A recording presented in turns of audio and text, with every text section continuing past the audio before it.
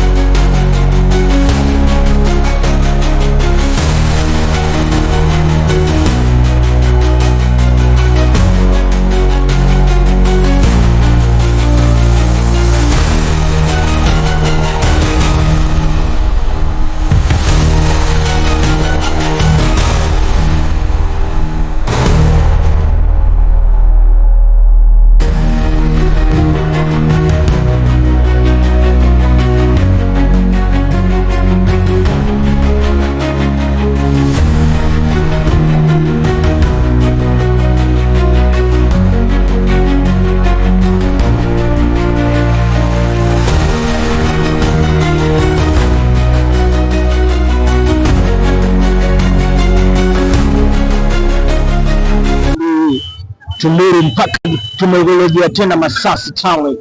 Tuko hapa Masasi Town kwa mapokezi ya Barcelona Express. Tumetokea Tunduru mpaka hapa Masasi. Kwa hiyo sasa tuko Masasi hapa kwenye moja na mbili ya Barcelona, bado inaendelea PA yake ukitumia hapa Masasi Town.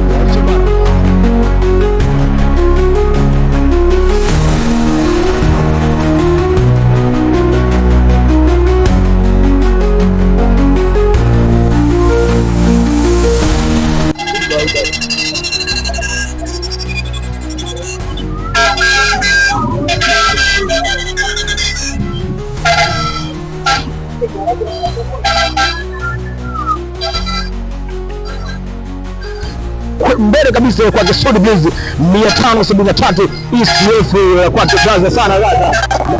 Saudi 574 kwake. Acha yeye hadi mapokezi ya Barcelona Express kutokea hapa mjini Masasi.